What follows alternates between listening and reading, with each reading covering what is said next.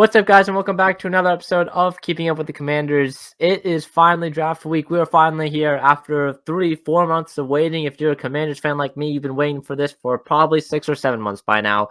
We're here. It's April 21st as I'm recording this, 4 days out from the draft, 3 days out when this episode comes out. It's time. I do this once a year on this podcast, the Monday right before the NFL draft. It is finally time for my final mock draft for the 2024 NFL draft. So let's stop waiting. Let's jump right into it. Here's my mock draft for the 2024 NFL draft. All right, let's jump right back into the PFF mock draft simulator. If you're watching the YouTube version of this, if you're not following the YouTube or subscribed to the YouTube already at KUWTC podcast or Keeping Up with the Commanders podcast on YouTube, but you'll be able to see as we go along to each pick. We're using the PFF mock draft simulator. So you'll be able to see the picks that we make and the past picks that we make along with the trades and exactly what picks will be traded in those trades, because there's going to be trades in this. I'll let you know right now. There's going to be trades. But first, we'll start with the first overall pick. Ryan Poles and the Chicago Bears need their franchise quarterback, and we're not going to waste any time here. This pick is going to be Caleb Williams, all right? I don't think people have kind of swayed away from Caleb Williams being the first overall pick for the last 2 months. I feel like that's been pretty solidified.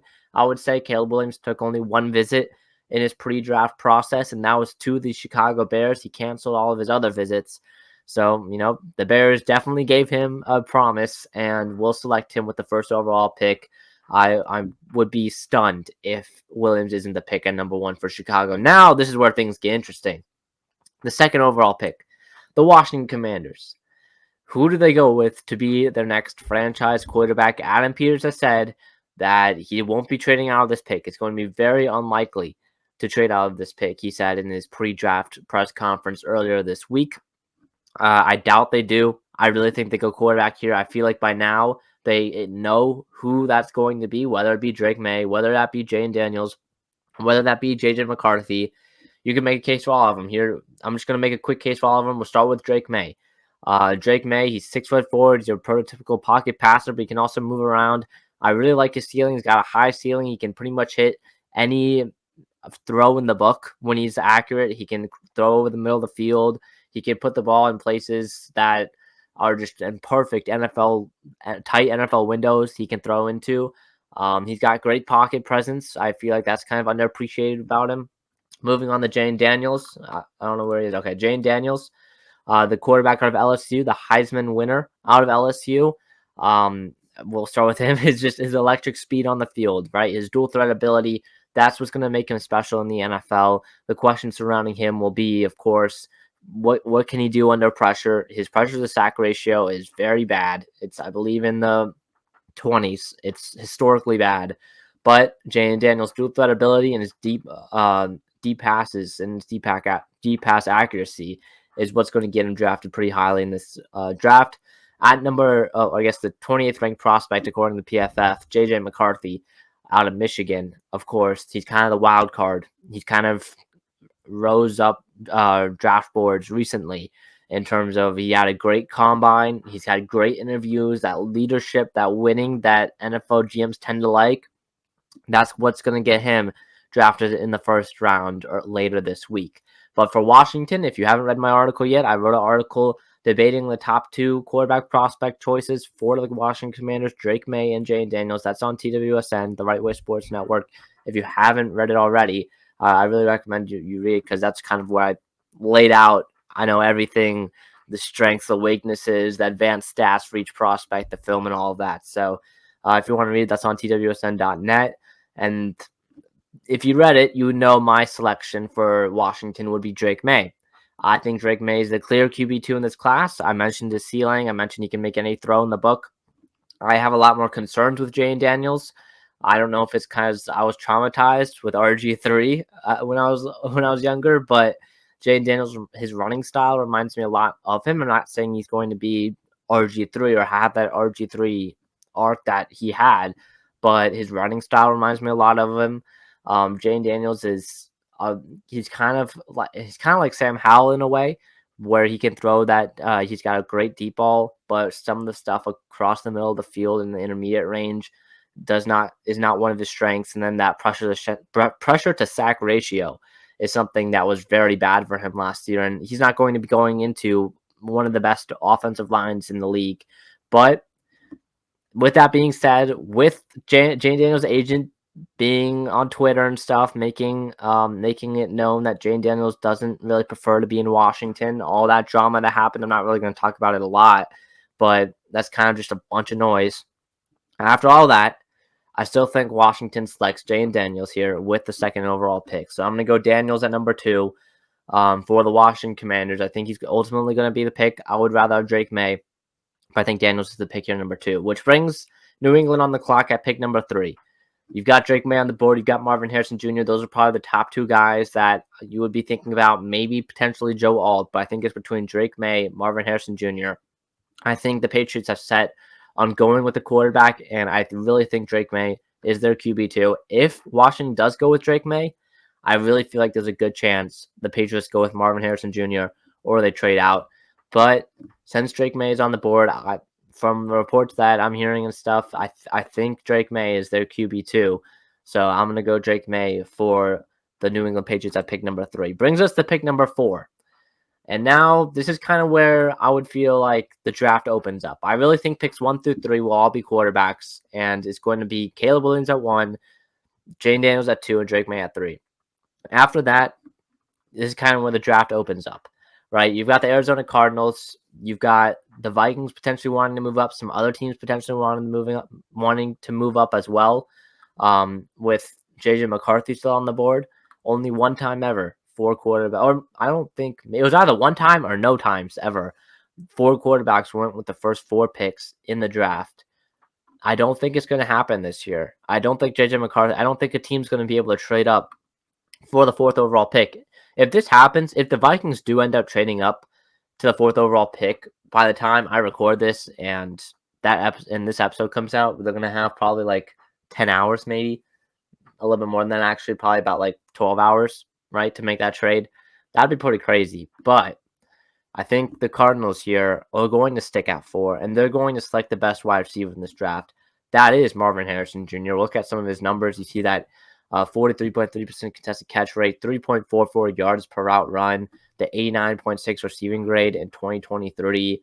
Look at for 598 deep yards. He had as well. He was kind of ranked pretty highly. Deep catches, he had 15, which was tied for 3rd in the country last year. 6.4 yards after catch was in the top 120. I think this is the guy that Monty Ossenfort will want. I know last year in Monty Ossenfort's first year, kind of as a GM in the NFL, he did his thing. We've all seen that video. Him being focused about trading down and then trading back up, that draft day-esque video of Monty Ossenfort. But I think the Cardinals here, they're going to play it a little more chill. At least with this pick, they're going to play it a little bit more chill. And they're just going to go ahead and select Marvin Harrison Jr. He's now the wide receiver 1 for Kyler Murray in Arizona.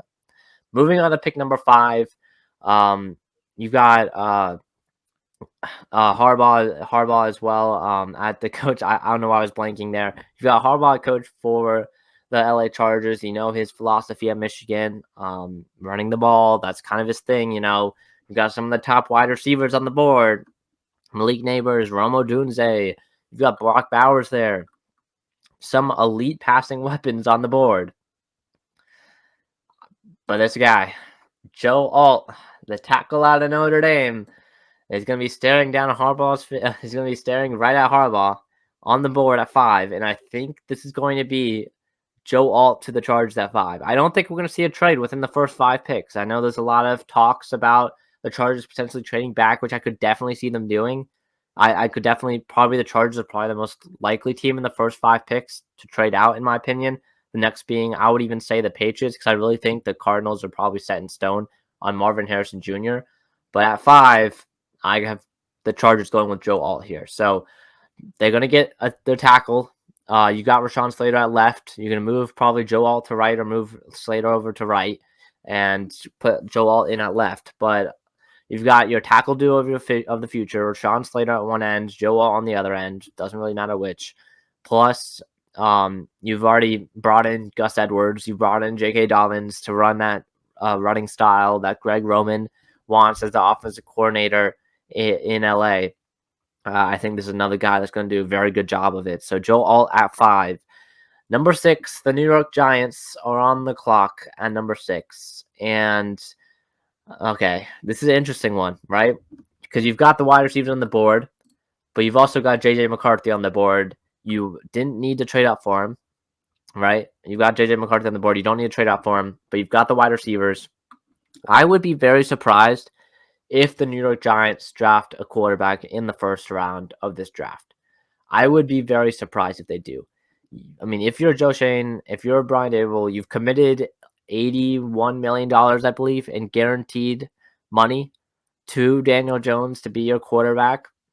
It was bad last year. Ended up on the bench for more than half the season with that season-ending injury. But you're just going to have to ride with your mistakes, in my opinion, if you're Daboll and if you're Shane. And you're going to have to go into 2024 with Daniel Jones or Drew Lock as your starting quarterback. Because, again, they have Drew Lock there. And Drew Lock potentially, I mean, we've heard the Seahawks GM also being like, hey, I mean, Drew Lock thought that he would have a chance to start in New York, so that's why he went there or whatever. He had that quote back in March, and I'm like, oh, interesting. Drew Lock thinks he can start maybe or fight for the starting job in New York. I think that is very interesting. So I don't think the Giants will go quarterback here. I think they're going to go with a receiver, and that receiver being Malik Neighbors, the electric, speedy wide receiver out of LSU. So the Giants go Neighbors at 6. So far, we've got Caleb Williams at 1, the recap here. Jayden Daniels at 2 to the Commanders. Drake Maye at 3 to the Patriots. The Cardinals take Marvin Harrison Jr. at number 4. Joe Alt, the tackle out of Notre Dame, goes 5 to the Los Angeles Chargers. And at number 6, Joe Schoen goes with Malik Neighbors, the wide receiver at LSU, with the 6th overall pick. That brings the Titans on the board. And through 6 picks, we haven't had a trade yet. I think that could potentially change here for Tennessee. The Titans, the Falcons, and the Bears. The next 3 picks, 7 through 9, I believe could all be traded on draft night. We'll look at the Titans here. You've got Rome Odunze on the board, but Joe Alt's already taken, right? You've got Fashanu. If you look at the offensive tackles, Fashanu, Fuanga, Fatanu, all of those guys. You've got a lot of tackles still on the board. A lot of tackles that you maybe want to take a little bit later on. So a potential trade up here could happen. And I mean, a team that wants to have a wide receiver pretty badly right now is, in my opinion, where is it? Where are they? I can't find them. Hold on. Is the New York Jets. The New York Jets, I think, could trade up here. So what I'm going to do with the Titans, right, the Titans are only going to move down 3 spots, right, from 7 to 10. I think the Jets, you're in the last year with Aaron Rodgers, or Rodgers maybe has one more year, but you'd have to sign him to an extension. You're in the last year of Rodgers' contract, right? You've got pretty much all your assets on the table, all your young players on defensively. You got them there. You got Garrett Wilson, who's going to, this is his 3rd year. So after this year, he's going to be asking for an extension. So you're going to have to pay some young players pretty soon. And you're going to have to go all in pretty much with Rodgers as your quarterback. They did it last year. Rodgers went down. Rodgers is going to have to stay healthy. But I think 7 to 10, I'm going to be looking at throughout this, I'm going to be looking at the Jimmy Johnson trade chart as well to kind of look at pretty much the points, how much each pick is worth. If you look at pick number 7, it's worth 1,500. And if you look at pick number 10, it's 1,300. So they'll need to pick about 200-ish points, and 72 for the Jets will be 230. Worth 230. So a trade that is about equal. 7 is being sent from the Tennessee Titans to the New York Jets. So the New York Jets will be on the clock. The New York Jets in return will be sending pick 10 and pick 72 to the Tennessee Titans, move up 3 spots in the draft. The Jets will now be on the clock, and the Jets are going to select Rome Odunze, the wide receiver out of Washington. They're going to jump the Falcons, and they're going to jump the Bears in the process. So I think it's a good deal for the Jets. I think it's a good deal for the Titans. The Titans get some more draft capital. They move back a little bit. There's going to be a lot of tackles still on the board where they are standing right now. But the Jets moving up to 7. Now we're at pick 8. JJ McCarthy still on the board among some other top players. You have the Falcons on the board right now. I think the Falcons go edge rusher. I think it's pretty almost set in stone. I think the Falcons go edge rusher here. It's going to be edge rusher or it's going to be a defensive back. I think it'll be edge rusher though. And I know there's been a lot of people saying Dallas Turner to Atlanta is a very good fit. Laitu Latu is now the favorite, I believe, to be the 8th overall pick in the NFL draft. I'm still going to go Dallas Turner here. I just think this is one of my favorite fits in the draft. Dallas Turner to Atlanta. Turner isn't one of my favorite defensive linemen, but I feel like his pure strength and stuff will be a good fit with the Atlanta Falcons defense. So I'm going to go Turner here at number 5 over Latu. Latu as well could potentially fall in the draft based on his medicals. I'll get more into that later when he gets selected because he's going to be in the first round. But when we get there, I'll talk more about that stuff. That brings us to pick number 9. J.J. McCarthy still on the board at pick number 9. The Chicago Bears on the clock. The Chicago Bears here, I think, could be in prime position for a trade back opportunity. Now, I don't think the Broncos will be involved. I have a hard time believing the Broncos are going to be selecting a quarterback with their 12th overall pick. If they do select a quarterback with the 12th overall pick, I think they're going to probably trade back before they do so. But we'll look at what's on the board here for Chicago. They've got Caleb Williams already. The 2 wide receivers, Odunze and Malik Neighbors, the 2 guys who could potentially be in range for Chicago, aren't there anymore. And we look at kind of what's involved. You got Latu. You've got some tackles, so they don't really need them. You've got Byron Murphy. You've got Quinyon Mitchell as well. If you want to help that secondary, Brock Bowers at 9 is a little bit intriguing as well. Johnny Newton. There's a lot of guys. Jared Verse as well. There's a lot of guys and things you can do with this 9th overall pick. If you're Chicago, I'm trying to debate if I want to trade it back. I've been debating here, but I think they select someone at 9, and I think it's going to be. I think we could see back-to-back edge rushers. I think it could be Latu out of UCLA. So I'm gonna go Latu out of UCLA. You look at the numbers. If you're watching each one, you can see his PFF grades. He's good. He's very, very good.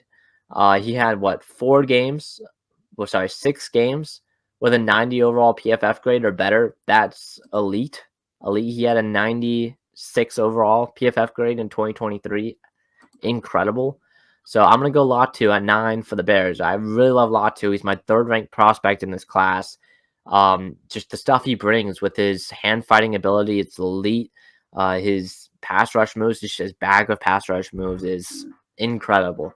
So Latu at 9 here for the Bears. I think they stay. They only have 4 picks in this draft. That's why I was kind of debating potentially trading back. But they only have 4 picks in this draft. I think they go Latu at number 9. And they'll have to do something later with those other 2 picks. So brings us to 10. The Titans are back on the board. They desperately need an offensive tackle. I think they go with an offensive tackle here. And that offensive tackle being Olu Fashanu out of Penn State. Fashanu is a top 10 player in this class, in my opinion. I believe he's a top 10 player in my... Yeah. So I think he's probably ranks 8 or 9 in my top 10. But Fashanu, again, he's a younger prospect. He could have declared last year, but he came back for another year at Penn State, dominated another year. There's some questions about his run block a little bit, but I think he could be a great fit for Tennessee, especially in a trade back scenario. So Olu Fashanu to the Titans, number 10. Brings us to number 11. J.J. McCarthy has fallen out of the top 10. I think this does happen on draft night. I would not be shocked if J.J. McCarthy falls out of this top 10. I think the Giants could be definitely going away from a quarterback. The Titans don't really need a quarterback. Same with the Falcons. Same with the Bears. Well, after the Bears get Caleb. I really think, if we go by the hour, I'll talk about this Vikings pick for a little bit. Every hour we go without a Vikings trade for a top 5 pick or a top 6 pick to draft a quarterback, the less leverage they have. Like they're what, almost 100. They have less than 100 hours before the draft begins. Less than 100 hours before the draft begins, and they don't have a package ready. You trade up for the 23rd overall pick in hopes of potentially trading up again and using both your 11 and your 23 to potentially move up into the top 6, top 7 picks. So, I mean, I'll look right now as I'm recording this. I don't think anything's happened. Yeah, nothing's happened. So it's not like I mean, I'm one of the craziest things you worry about making these mock drafts is that some massive trades are going to go down right after you finish recording. So, just want to make sure. But I mean, you look at the Vikings; they're losing leverage by the hour. I don't think they're going to get a deal done to move up into that top 5, top 6. I mean, maybe they're waiting to check on a team. Oh, hey, if this player is there, if this player's not there, we might be willing to trade down or not. Not exactly sure, but the Vikings at 11. I think you go quarterback. You cannot be going into next year with Sam Darnold as your quarterback. You can't be going into next year with Sam Darnold as your starting quarterback. I think J.J. McCarthy is a good fit for this Kevin O'Connell offense. J.J. McCarthy at number 11 for the Minnesota Vikings. So now this brings us to the 12th overall pick, the Denver Broncos. I would be very surprised if the Broncos go with the quarterback, like I mentioned, with this 12th pick. I really think they could be making a move later on, maybe for potentially get a fifth-year option or not. But they're here at 12. You look at what they need. They need corner. They need edge. They need some defensive help. On the board, we'll check here, corner and check edge. They've got Cooper DeJean on the board, Quinyon Mitchell. Pretty much any defensive back you want is on the board. None of them have been taken yet. You've got Jared Verse still on the board as well. I'm going to go with Jared Verse here at 12. I'm buying into this edge rusher hype right now. I think these edge rushers could go higher than people are expecting, and some of these corners could fall. I think Verse to the Broncos here at 12 is a good selection. So Jared Verse to Denver at 12. This brings us to pick number 13 in the and the Las Vegas Raiders. I said Oakland Raiders. All right. And the Las Vegas Raiders at pick number 13. They need some O-line, some D-line, pretty much anywhere on the defensive side, similar to the Broncos. They need help. They don't really need interior defensive line help. So Johnny Newton, Byron Murphy are kind of off the board. You've got Christian Wilkins. You've got Tyree Wilson. You're probably looking at a corner here. And I think Quinyon Mitchell is probably the one I'm looking at as a lot of teams' number one cornerback in this class. So I think Quinyon to Las Vegas would probably be a good fit. And that's who I'm going to put at 13. So Quinyon Mitchell, the corner out of Toledo, going 13th overall to the Las Vegas Raiders. This brings us to 14. New Orleans Saints on the board. They need a tackle pretty badly. They didn't trade up for one, which is good. So far, Joe Alt and Olufashanu are the only two tackles off the board. Talise Furwanga is the one staring me down right now for the New Orleans Saints. You've got pretty much some major questions surrounding Ryan Ramczyk and the future of him with all of his injuries in New Orleans. You could potentially going into this year without him for the entire season. So Furwanga, I think, is the easy selection for the New Orleans Saints. I really feel like they're going tackle now in this class. They need tackle help pretty badly ever since they lost Ron Armstead. So Furwanga is the pick here at 14 for the Saints. 15 to the Colts. The Colts need a receiver. The Colts need a defensive back. I love where the Colts are sitting right now. They kind of can trade up. They can trade back depending on what they want to do. And, I mean, looking at some of the players that are fallen, Brock Bowers has fallen to 15. You look at the defensive linemen have fallen. You've got still 3 tackle prospects, Fatanu, J.C. Latham, and Amarius Mims on the board. Graham Barton as an interior defensive lineman could potentially be in play. Same with Jackson Powers-Johnson. You've got corner. Pretty much a team needing a corner, a tackle, an interior defensive lineman, or interior defensive lineman should be trading up. But for the Colts, you want someone for Anthony Richardson to throw to, and I think Brock Bowers could potentially be a great target for Anthony Richardson next year. You'll pretty much look at a tight end that's pretty much a receiver. That's what Brock Bowers is. So Brock Bowers is the selection here for the Colts. I know you have Jelani Woods and some of the other younger guys. I think Mo Alley Cox is still on that team. I don't know, but Jelani Woods also is there, so you could run some more 2 tight end sets. 12 personnel with Jonathan Taylor in the backfield. So Brock Bowers' selection here at 15 moves on to 16, and you have the Seattle Seahawks. I think the Seahawks are in good position here to trade back. You do need some edge help. You need some corner help, but I really think they could be in position here to trade back. There's a lot of guys on the board, and there's a lot of players where I think you can wait a little bit. especially since you don't really need a tackle and there's some top tackle prospects on the board. I think I think the Rams could potentially be willing to trade up here, but I don't know if they would do it with a division rival. It'd be pretty interesting for it to happen. The Seahawks and the Rams. I really think the Rams are picking for the first time in the first round since a long time. It's been a long time. What, 2016, 2017, the last first round pick that they made was Jared Goff. Yeah, so like it's been a long time since the Rams made first round selection. I really think they could be looking to move up in this draft for a guy like a Byron Murphy, someone to potentially replace Aaron Donald, but also maybe someone to help out an offensive tackle a little bit. So I don't know if the Seahawks would do that with them though. So I'm kind of moving down a little bit, looking to see what could be available. A team that's intriguing to me, the Cowboys, I think could be willing to move up a little bit for a tackle, and then the Dolphins as well for an interior prospect. I think they're in a good spot. So I think the Seahawks, they'll probably take some calls here, but I think they might stick at 16, and I think they're gonna go with okay.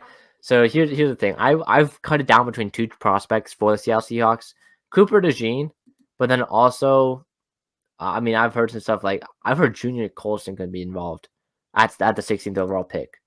The linebacker of Michigan State, I like him a lot. He's my top linebacker in this class. I like him.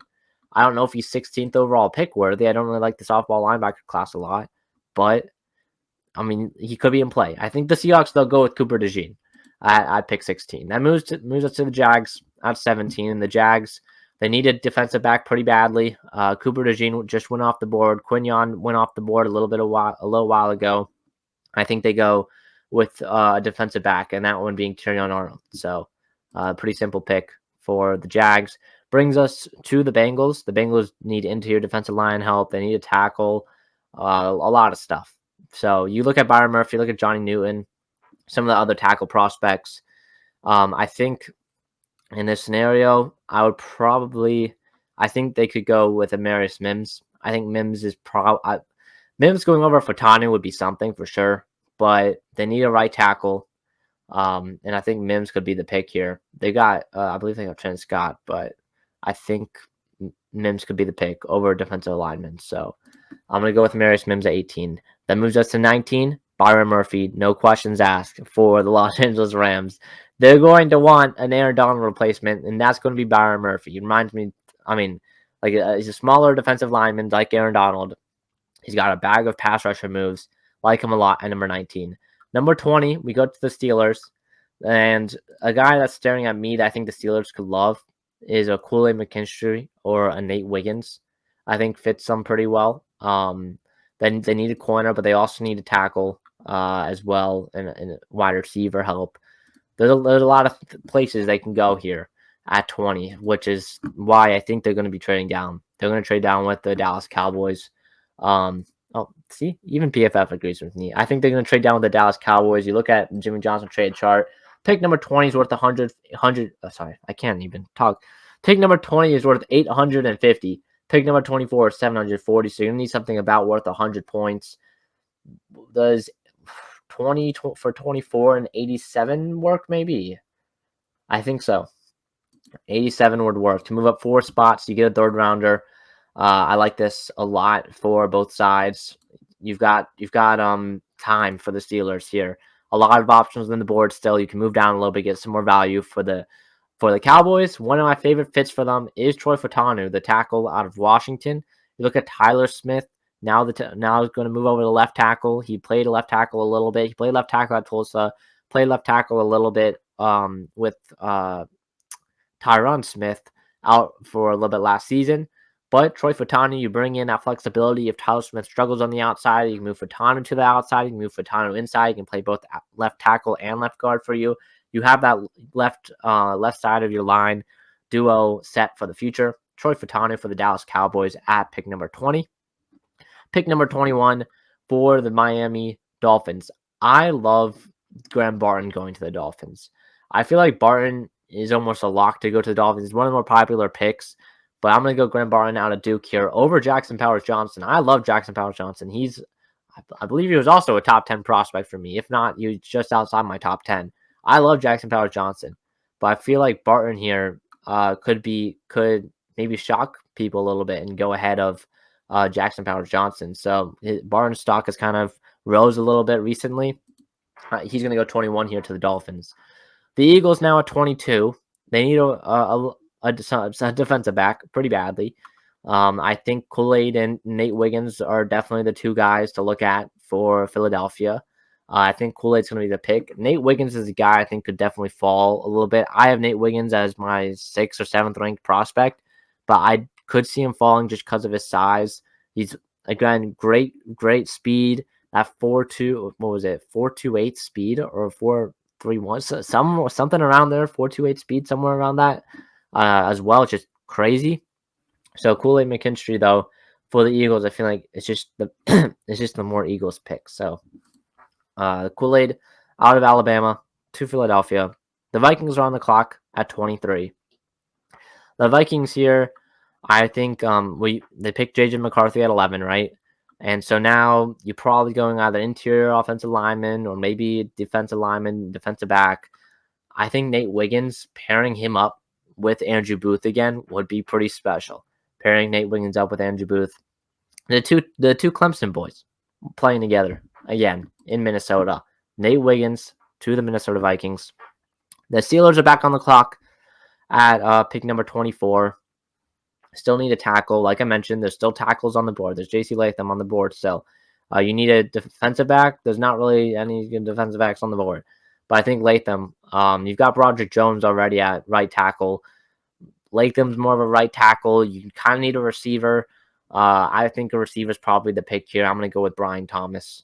You've got Brian Thomas. You've got George Pickens. I know A.D. Mitchell could potentially be the pick here. Some people have A.D. Mitchell over Brian Thomas, but like George Pickens, there's some character issues there a little bit. A.D. Mitchell, you could potentially say the same thing. Do you really want both of them on the same team? Like catching the same passes? Like, do we really want that there in Pittsburgh? Do we really want that? So, like, I think Brian Thomas would probably be the best selection for Pittsburgh at 24 after trading down. The Packers are on the clock at 25. The Packers here, need offensive line help. They need some defensive line help as well. Mainly looking at right tackle. I think J.C. Latham should be the favorite to be selected in this scenario. I'm just going to go ahead and select him too. I think Latham is the guy.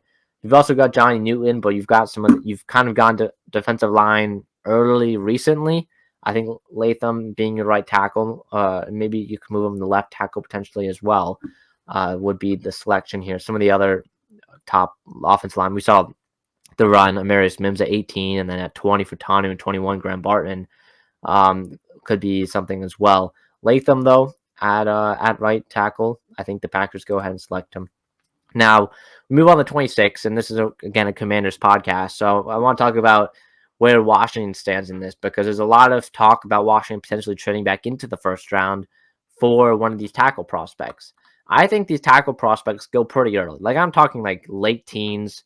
Maybe one of them sneaks into the early 20s, like what happened here. Miami went at 21 took Graham Barton, who's more of an interior guy. But I'm looking at like just offensive line prospects in general. Latham was probably the last tackle prospect to go off, and he goes at 25. And that's a team that needs a tackle. So there's really not that much room for Washington to go, because a lot of teams in this league right now need tackles, especially some of the top ones around the late teens to early 20 range. So Washington's kind of in a bad spot to trade up. I don't really see any of these guys falling a little bit. I think Latham could potentially be the one, just because of his lower ceiling, to fall a little bit farther than the other guys. But I just see it's going to be interesting. It's going to be pretty hard for Washington to trade up, in my opinion, to draft offensive tackle. I think Adam Peters will definitely be looking at it. I think if one of these tackle prospects falls by like they probably have a specific pick for each tackle prospect. If this X player falls past this certain number pick, we will be calling teams to trade up for him. They probably have that set for every tackle prospect. So that's kind of the scenario that Washington is in. But the Buccaneers now at number 26, right? You look at this Bucs team needs some interior help potentially now with Ryan Jensen retiring, and I think this should be no-brainer for the Tampa Bay Buccaneers. Jackson Powers-Johnson to the Bucs at 26. So we look at here, we're here at 27. Johnny Newton has fallen right into the Cardinals' lap. The Cardinals go Marvin Harrison at 4. I really think one of these defensive line prospects could fall right into the Cardinals' lap just because of how much need there is for offensive tackle, how much need there is for corner, and how many top corner guys there are, how many top tackle guys there are. Like, look at this. Tackle. This guy isn't really a tackle, but tackle, corner, tackle, like the edge. Like one of these guys are going to fall into the lap of the Cardinals, and I think Johnny Newton could be that guy. The Cardinals could move around a little bit with the 27th overall pick, but if Johnny Newton is there at 27, I think they go ahead and select him. So Newton at 27 to the Cardinals. A.D. Mitchell and Troy Franklin are here for the Bills. The Bills desperately need a wide receiver after trading away Stephon Diggs. Keon Coleman, I think, could be a sneaky play here, and I think that's potentially who I'm going to go with. I think Keon Coleman, there's a better chance for Keon Coleman to be selected than A.D. Mitchell, in my opinion, for the Bills here at 28. So Keon Coleman is my pick. Guy that's not really talked about a lot compared to some of the other people in his tier, I would say right now. Move to pick number 29. The Lions are on the clock. I think here the Lions, actually, since they're a division rival, I was thinking the Vikings. I mean, the Vikings went with McCarthy, not the Vikings. I think the Broncos could potentially be looking to trade up here. Where are they? I can't find them again. Hold on. Oh, there they are. All right. So the thing with the Broncos, right? I think the Broncos go with the quarterback in this draft, and I think you look at a guy like Bo Nix or Michael Penix, who could potentially be a late first-round selection. The Broncos, or not even just the Broncos, but another team as well, trading up, maybe like the Giants, I don't really know, trading back into the first round to make sure you pick up that fifth-year option on your quarterback is pretty important. The thing for the Broncos is that they have a 76 overall pick. Like, if they want to swap with the Lions are going to have to drop 50 picks in the draft. And, I mean, I guess Brad Holmes could be interested in doing that, but I think it would probably take a second-rounder next year for Denver.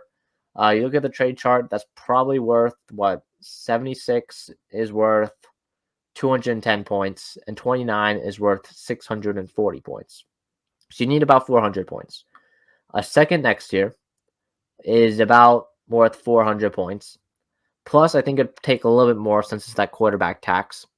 And I think it'd probably take 136, which is worth, 38 points. 136. So the Lions moving back about 50 spots for 136 and a second-round pick. I know they're not interested in this scenario, but we're going to say it happens. I really think one of these teams will be trading up with the Lions, or maybe a different one of these teams like the Niners, maybe if a tackle isn't there, or potentially the Ravens if they don't want to take a wide receiver. The Broncos trading up to select. Now, here's the thing. Do you go Bo Nix or Michael Penix in this scenario? Bo Nix, he's more of the kind of dump-off guy. Michael Penix is more of the takes a lot of sacks, but he can throw a deep guy. I mean, who do you go with if you're Sean Payton? I think you go with Bo Nix. I really do. He doesn't have the strongest arm, but who also didn't have the strongest arm? Drew Brees didn't have the strongest arm. So Bo Nix to the Broncos at 29 after trading back up with the Lions. That brings us to pick number 30 here. We're in the final stretch. Pick number 30. The Ravens are on the clock. William Herman will like this one. A.D. Mitchell to the from Texas to the Baltimore Ravens at number 30. A.D. Mitchell moves us to 31. The 49ers have been very interested in a tackle prospect that not a lot of teams have been interested in. I've heard a lot of smoke about Roger Rosengarten in the first round, the tackle out of Washington. We talked about Troy Fautanu getting drafted earlier. He went to Dallas at 20. His guy on the opposite side of him at right tackle, Roger Rosengarten, could be an interesting one for the San Francisco 49ers, but also a guy that people that they will definitely be interested in, Kingsley Suamataia as well. And I think Kingsley could definitely be the pick here. Go with an athletic tackle, more of a raw prospect. You don't really need one immediately. You've got McKivitz still there as well at right tackle. But Sua Matea is the pick here at 31. He gets into the first round. That brings us to 32. The Kansas City Chiefs are on the clock. You really need a wide receiver right now. I mean, I know you got Patrick Mahomes, but like this wide receiver room is in a pretty bad spot. You had Rashee Rice as your main guy, leading you down the stretch of the playoffs, and Rashee Rice now is in some legal trouble. So, receivers here I think could definitely be the pick for Kansas City. I think it's almost certain they go with the receiver somewhere around here. Maybe they trade back a little bit, but Ladd McConkey, all right, Ladd McConkey. He creates a lot of separation. You need a receiver for Kansas City that can create separation. Rice did an okay job at it. McConkey, though, will do a better job at it. That's the mock draft. Ladd McConkey, the final pick to the Kansas City Chiefs. So I'm just going to run through 1 through 32 real quick. Every pick that was made. Number 1, Caleb Williams to the Chicago Bears at first overall. Number 2, Jayden Daniels to the Washington Commanders with the 2nd overall pick. 3rd overall pick, Patriots like Drake Maye. 4th overall pick, Marvin Harrison to the Cardinals. Joe Alt at 5 to the Chargers. Malik Neighbors at 6 to the Giants. Rome Odunze to the Jets after trading up with the Titans at number 7. Dallas Turner at number 8 to the Falcons. Number 9, the Bears select Laitu Latu, the edge rusher of UCLA. The Titans, who are now at number 10, select Olu Fashanu, the tackle out of Penn State. And then at number 11, the Vikings, JJ McCarthy lands in their lap at number 11. They go ahead and select potentially their quarterback of the future. Jared Verse, a little bit of an interesting one, the edge rusher out of Florida State to the Broncos at 12. Maybe a little bit of a reach, some would say, for Jared Verse. Quinyon Mitchell, many teams' number 1 corner in this class, to the Las Vegas Raiders at 13. Talisi Fuanga at 14 to the Saints. Brock Bowers, the tight end of Georgia, to the Colts at 15. 16, Cooper DeJean to the Seahawks, the corner safety hybrid guy out of Iowa. Terrion Arnold, the corner out of Alabama, to Jacksonville at 17. Number 18, Cincinnati, Amarius Mims, the tackle out of Georgia. At 19, the Los Angeles Rams select Byron Murphy, an Aaron Donald replacement, the defensive lineman. Troy Fatanu, the tackle guard hybrid out of Washington, goes to the Cowboys, who trade up for him with the Steelers at pick number 20. Pick number 21, Graham Barton to the Miami Dolphins. He's more of a guard center guy. Kool-Aid McKinstry to the Philadelphia Eagles at pick number 22. Pick number 23, the Vikings select Nate Wiggins out of Clemson. Brian Thomas goes 24th overall to the Steelers after trading down. J.C. Latham to the Packers at 25. Jackson Powers Johnson to the Bucs at 26. Johnny Newton falls into the lap of the Cardinals at pick number 27. 28, Keon Coleman, the wide receiver. Bo Nix, after the Broncos trade up for him to get his 5th-year option, goes 29 to the Denver Broncos. A.D. Mitchell at 30 for the Baltimore Ravens. Kingsley Suamatea, the tackle out of BYU, the project guy out of BYU for the San Francisco 49ers. And Ladd McConkey, the wide receiver out of Georgia, for the Kansas City Chiefs. So that'll do it for the mock. The trades, of course, definitely part of it as well. I think this is going to be my final mock. Maybe might adjust one thing here or there before the draft. Again, you can keep up with those updates on my Twitter or X or whatever you want to call it, at Mason_Kinahan. But yeah, that'll do it for this week's episode. Let me know you guys' thoughts on the mock draft for this week. I can't wait. Next podcast that comes out, we'll have to wait and see. I'm going to try and get one out on Friday for whoever we select at 2nd overall, Thursday night into Friday. I'll try and get one out. We'll see if that actually happens, because it's going to be like 1 a.m., 2 a.m. If I'm up for it, I'll record it and I'll post it on Friday morning.